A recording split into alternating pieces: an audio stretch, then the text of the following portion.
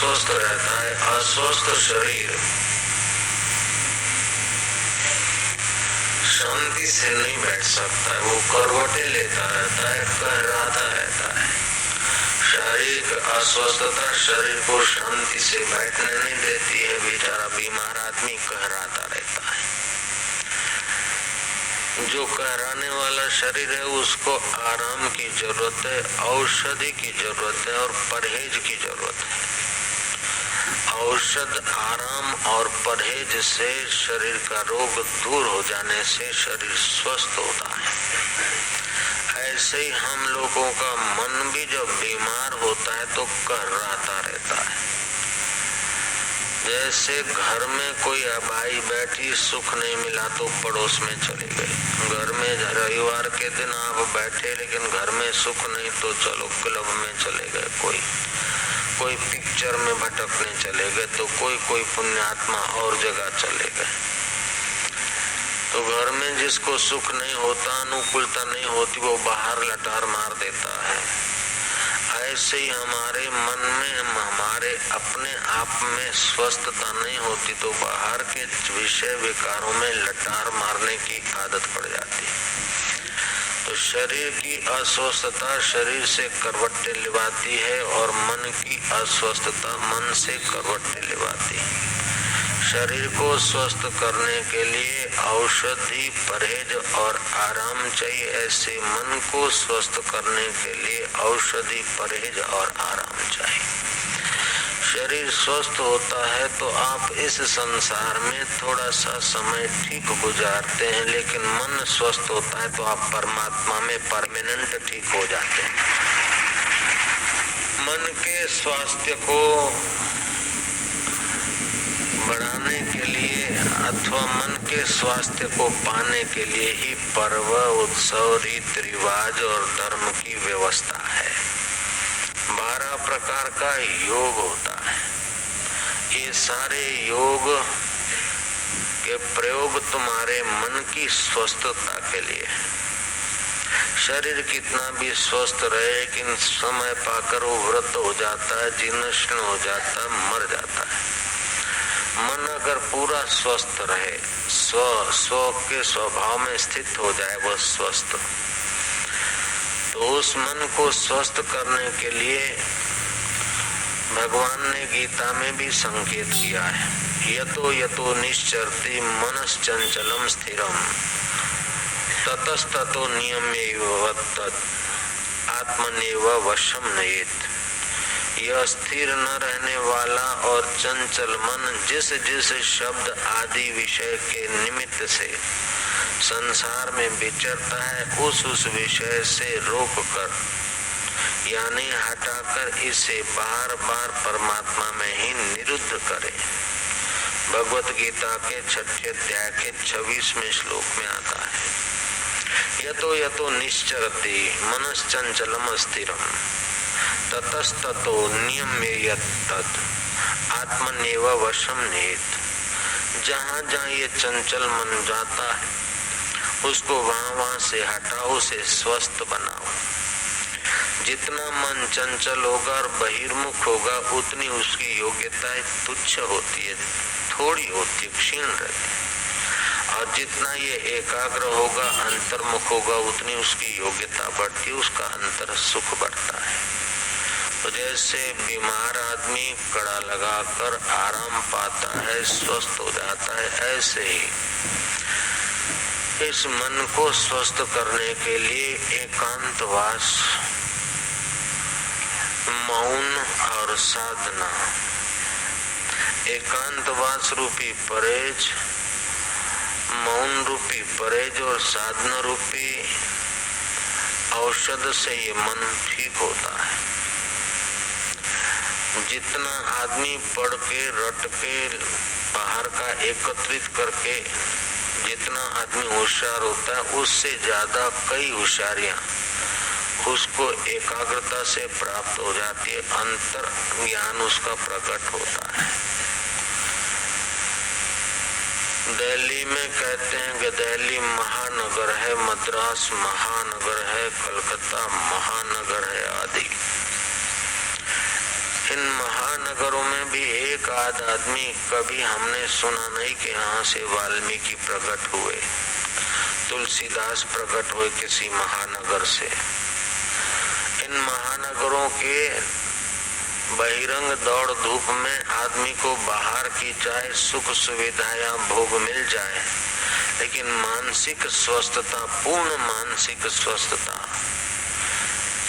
तो उन्हीं को प्राप्त होती है जो एकांत में अपना कुछ दिव्य जीवन बिताते हैं।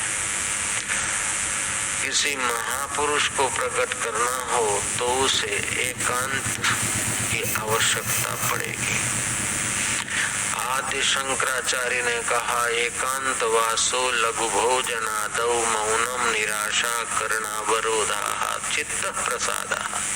इससे चित्त को परमात्मा प्रसाद की प्राप्ति होगी। एकांतवास, इंद्रियों का लघु भोजन, अल्प आहार, बिन जरूरी देखना नहीं, बिन जरूरी सुनना नहीं, बिन जरूरी बोलना नहीं, बिन जरूरी खाना नहीं, तो ये मन की जो दौड़ धूप है वो नियंत्रित होगी। फिर भी बैठेंगे भजन करने को तो काम करते समय वो बात नहीं याद आएगी जो भजन करने के समय बातें याद आएगी। फालतू नाहक के संकल्प विकल्प भजन के समय प्रतीत होते हैं। इससे हमको घबराना नहीं चाहिए। मन जब बाहर के विषयों में बिजी होता है तो उसे अंदर के संस्कार निकालने की फुर्सत नहीं मिलती। जब ध्यान में बैठते हैं तो अनर्गल अंदर के जन्म जन्मांतर के इस जन्म के संस्कार पढ़े वो उसमें वो भटकने लगता है। तो जहाँ जहाँ मन भटके वहाँ से उसको बार बार उठाकर अपने ध्येय में लगाए, इष्ट में लगाए। सुन मुन बैठे रहे तभी भी काम नहीं चलेगा, और ध्यान भजन न करे और मन को बिजी रखे तभी भी काम नहीं चलेगा। यतो यतो निश्चरति मनश्चंचलम स्थिरम, जहाँ जहाँ विचरण करे यह स्थिर न रहने वाला और चंचल मन जिस जिस शब्द आदि विषयों में के निमित्त संसार में विचरता हो, उस विषय से उसको रोक कर हटा कर उसे बार बार परमात्मा में लगाए। इष्ट मूर्ति में, गुरु में, एक जगह पर मन को लगाए, फिर चला जाएगा लगाए। ऐसे थोड़ा अभ्यास करने से वो लगना शुरू होगा, उसको स्वाद आएगा। अगर इस ढंग से सफलता नहीं मिलती है तो जहाँ जहाँ मन जाए वहाँ भगवत तत्व का दर्शन करने का अभ्यास करें। जैसे मन गंगा जी चला गया तो गंगा जी का मूल स्वरूप, अथवा जलाशय में चला गया तो जलाशय का मूल स्वरूप। रसो अपसु कौन्तेय, आप में जो रस स्वरूप है वो आत्मा है, परमात्मा का है। जल का रस तत्व परमात्मा है। प्रभु तेरी जय हो।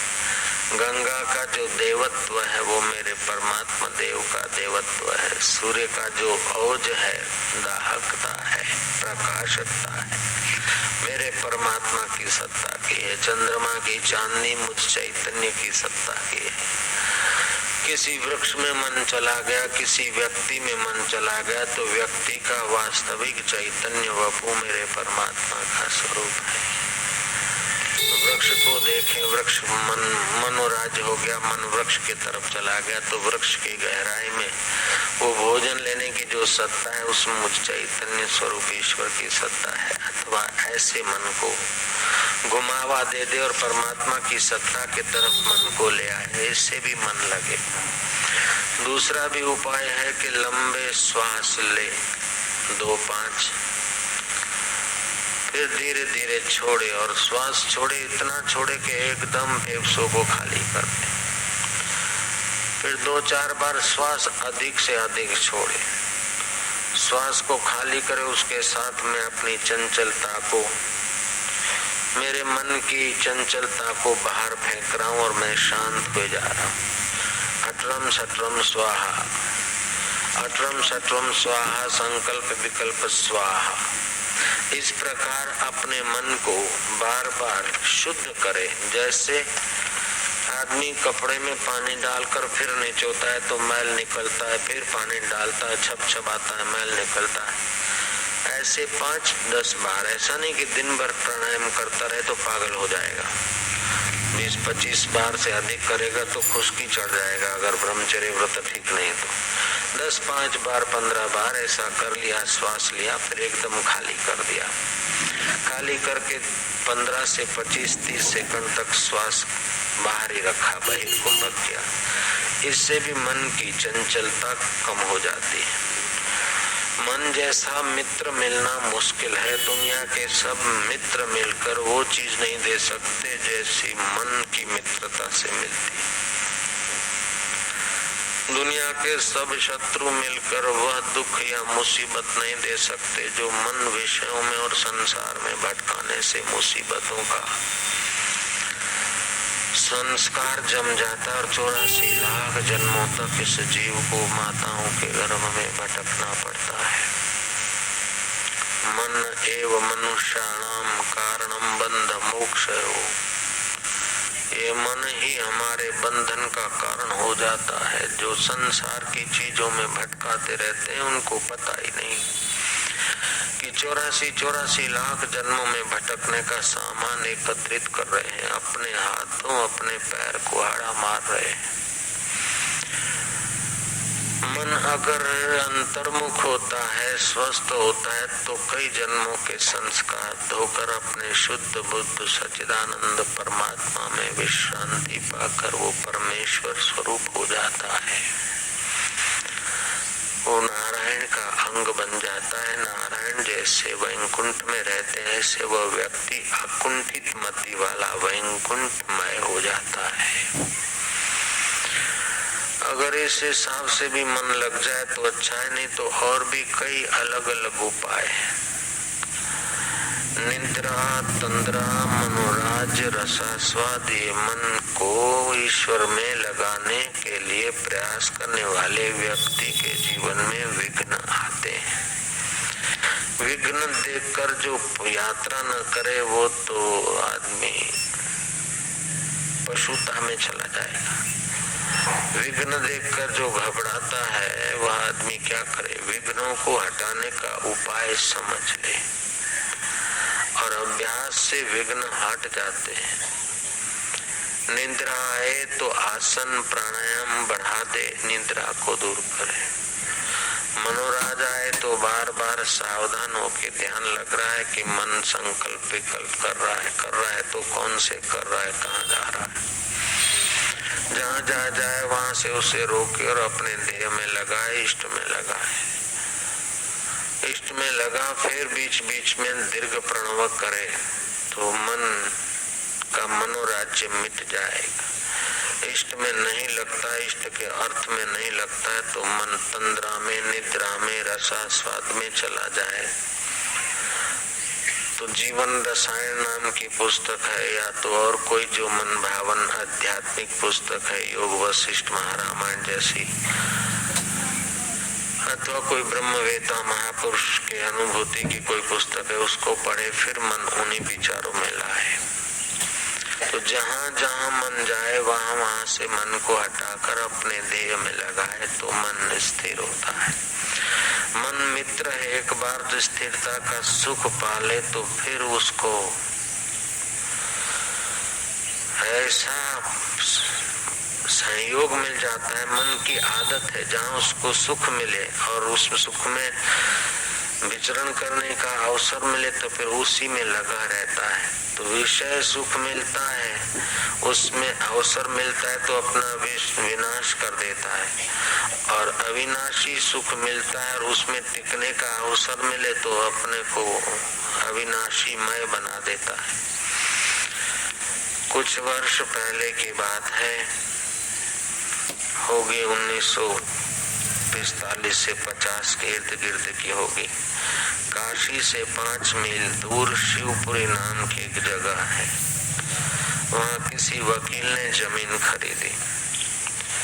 उस जमीन को ठीक ठाक करा के अपना कुछ बनाता होगा, खोद काम करवाया तो अंदर से जरा बुदबुदा आवाज जैसा खोखला आवाज आया तो सावधानी से देखा गया। सावधानी से वो खोखले आवाज की जगह को चेक किया तो खोदा आसानी से, थोड़ा धीरे धीरे, तो काले काले रेशम जैसे बाल दिखे। बड़ी सावधानी से उन बालों से और थोड़ा नीचे गए, कुछ मिट्टी बिट्टी हटाई तो एक पुरुष ध्यानस्थ दिखाई दिया। काशी में, काशी से 5 माइल दूर शिवपुरी एरिया में। उस पुरुष को देखा, उस पुरुष की आंखें खुली, बोले क्यों जगाया मेरे को? चलो जब जगा ही दिया है तो लाओ थोड़ा गंगा जल पिएंगे। अब वो वकील भगत आदमी था। उस जमाने में स्कूटर, टेम्पो आदि की इतनी सुविधाएं नहीं थी। गंगा जल लेने गए आदमी, गंगा जल गया लेने और आया तो इतने में 2-3 घंटे हो गए। तो उस योगी बाबा ने पूछा कि इतनी सारी देर क्यों हुई? बोले बाबा जी गंगा जल लेने गए तो देर हो गई। बोले गंगा जल लेने में इतनी देर कैसे हुई? बोले बाबा जी 5 मील पड़ता है यहाँ से। हैं? 5 मील यहाँ से गंगा जी? क्या इतनी दूर चली गई गंगा जी?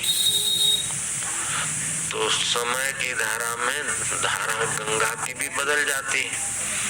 जैसे साबरमती माणिक चौक से बहती थी, माणिकनाथ जोगी का वहां आश्रम था साबरमती किनारे, और अभी दूर चली गई।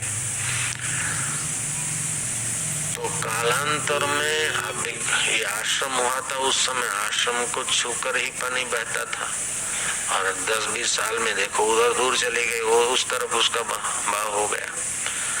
तो उस योगी ने कितने हजार वर्ष उस मन को परमात्मा में स्थित करके समाधि का सुख लिया होगा कि गंगा 5 मील दूर चली गई। जयराम जी की गंगा का बेट। तो मन का ऐसा स्वभाव है। एक कथा मैंने ऐसी पहले भी सुनी थी कि जवाहरलाल थे तब की बात है। पंडित जवाहरलाल जब 5 वर्षीय योजना, पहली योजना थी कि दूसरी, तो कोई कैनाल वेनाल खुदती होगी उस गंगा के एरिया में, काशी में। तो खोदते खोदते एक कैसा जगह आई, पत्थर से ढकी थी। पत्थर हटाया तो एक पुरुष बैठे थे ध्यान में। उनको देखकर काशी की खूब भीड़ हुई, कईयों ने रुपए पैसे डाले। उस जोगी ने कहा क्यों मुझे जगाया है? क्या रामा अवतार हो गया है? बोले बाबा जी रामा अवतार तो हो गया, कृष्ण अवतार भी हो गया, ये तो कल युग के हैं, इतना वक्त बीत गया है। लोगों के देखते देखते बाबा जी ने एकदम बदला हुआ पाकर जैसे स्वप्न से आदमी जगे, ऐसे लोगों के देखते देखते गंगा में छलांग मारी, संकल्प से वो विलय हो गए। ऐसे ये शिवपुरी के बाबा ने कहा कि अच्छा 5 मील गंगा दूर चले गए, तो ये जगह जैसी थी वैसी ढक दो। वकील ने अपने खास मित्रों सहित उस जगह को जैसी थी वैसी ढक दी। ऐसे पुरुष रिझ जाए तो निहाल कर दे और उनको डिस्टर्ब करें या जरा सा खिंच जाए तो कुल उजाड़ कर दें, क्योंकि उनका मन अत्यंत एकाग्र है। अत्यंत एकाग्र जैसे बिलोरी कांच अत्यंत एकाग्र होता है तो सूर्य की दाहक शक्ति ले आता है, ऐसे ही मन एकाग्र होने से उसमें सामर्थ्य आता है। चंचल मन से कितना भी पढ़ो और रटो तो सूचनाएं एकत्रित होती है, लेकिन एकाग्र मन से नए नए विचार, नया ज्ञान, नया सामर्थ्य प्रकट होता है। जैसे रात्रि को तुम्हारा शरीर आराम करता है तो उसकी थकान मिटती है, सुबह फ्रेश होता है। ऐसे मन अगर राम में आराम करे तो उसके जन्म जन्मांतर की थकान मिट जाती है। तो एक उपाय है कि जहाँ जहाँ मन जाता है वहाँ से उसको हटाकर परमात्मा में लगाए, ध्यान योग करे। अथवा तो ध्यान योग करने के काबिल शरीर नहीं है, बूढ़ा है, एकदम चाचा हो गया है, तो क्या समाधि करेगा? फिर तो जहाँ जहाँ मन जाता है भाई जा। तो अब मैं समाधि तो नहीं कर सकता हूँ, लेकिन समान दृष्टि पाकर समान तत्वों का साक्षात्कार करके वही मुक्ति पा सकता हूँ जो लाख वर्ष की समाधि करने वाले योगी भी अंत में जिस मुक्ति में विश्रांति पाते हैं, उसी मुक्त स्वभाव में जग जाए सांख्य की तरीके से। सुख की वासना से बचने के लिए औरों के दुख दूर करने में अपने मन को लगा दे तो भी मन जल्दी शुद्ध होता है। होठ बंद करे, दांत खुले रखे, जीभ न तालू को छुए न नीचे रहे, बीच में स्थित रहे, ऐसी अवस्था में श्वासोश्वास की गिनती करे, इससे भी मन स्थिर होता है। ध्यान के समय जो और कुछ बातें आए उस बातों को महत्व न दे।